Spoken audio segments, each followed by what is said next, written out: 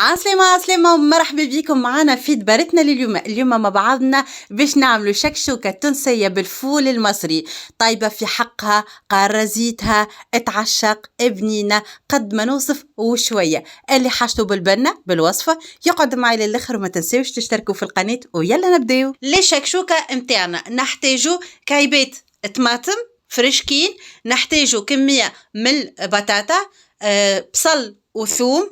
تنجموا تستغنيوا على الثوم لو كان ما تحبوشي، اما يزيد بنه على بنه. جرينات فلفل، وبطبيعه الحال الفول المصري نتاعنا نغسلوه بالكدا. اول حاجه نعملوها ناخذوا الفول المصري نتاعنا نحطوه في كاسرونه ونخليوه يعمل نصف غلوه. لهنا نتفقدوا كاسرونه نتاعنا ونخرجوا الكشكوشه البيضه نحيوها، وكان ما تحبوش نحيوها راهي تروح هكاكا في الجنبات زاده ما يقلقش. في الاثناء نجيو للخضره نتاعنا ونبداو نقصوا فيها. لهنا باش ناخذوا الخضره نتاعنا نقصوهم تقريبا كلهم نفس الحجم ومكعبات هكا يكونوا كبار شويه. قصينا البطاطا نتاعنا، ناخذوا الفلفل كيف نقصوه. لهنا تنجموا تنحيوا الزريعه نتاع الفلفل والا تخليوها كيف ما تحبوا نتوما. لو كان فلفل حار وما تحبوش تخليوا الزريعه تنجموا تنحيوها. لهنا ناخذوا البصل نتاعنا زاده كيف نقصوه تريفات هكا كبار، وبعد راهو باش يطيب البصل وما تفيقوش بالمطعم نتاعو بالكل. لهنا ناخذوا سنينات الثوم نتاعنا، تحبوا تهرسوهم تحبوا ترحيوهم تقصوهم كيف ما هكا كيما تحبوا انتوما. كيف الطماطم نتاعنا نقصوها مكعبات كبار، وحتى الطماطم راهو بعد باش تطيب كل شيء يطيب زبده هكا مع بعضه، وراهو ما يقعد حتى شيء ظاهر. توا الخضره نتاعنا كيما تشوفوا قصيناها عاودنا غسلناها. توا نمدو كاسرونه نتاعنا ونحطوا فيها كميه معتبره من زيتونه نباتي الموجود. نحطوا البطاطا نتاعنا ونعملوا لها لهنا تقليه صغيره تاخذ هكا اللون المزيان. الخطوه هذه راهي اختياريه، اما تزيد بنه على بنه بالحق ننصحكم بها. شوفوا كيفاش غير بركه من البرة هكا تعملك القشره وشويه لون مزيان. شفتوا كيف ما هكا. توا البطاطا نتاعنا نحيوها، وتوا جينا للرسمي نتاعنا. نحطوا البصل والثوم يعملوا تقليه صغيره، نخلطوا عليهم جرينات الفلفل زاده كيف يتقليو شويه. نحطوا طريف طماطم معجونه وتنجموا تستغنيوا عليها.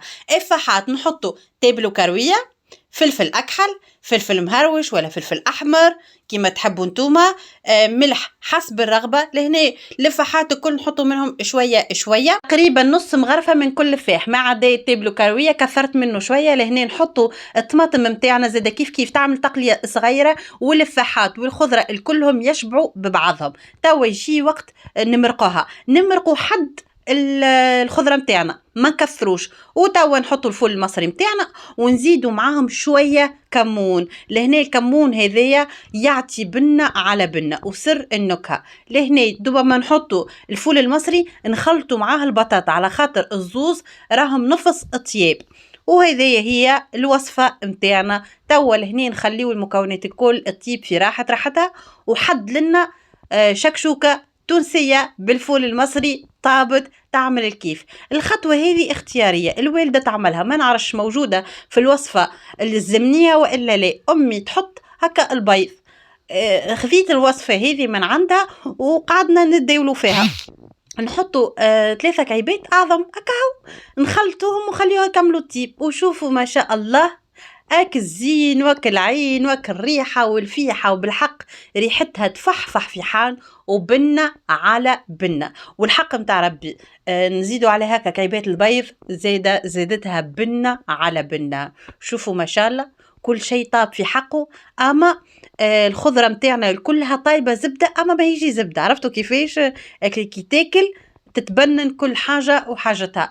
ولهنا حطيت معاها شوية فاريونت وشوية هريسة سوري. ما عنديش هريسة عربي، اللي عنده هريسة عربي نجم يحطها مع المكونات وإلا يحطها على جنب.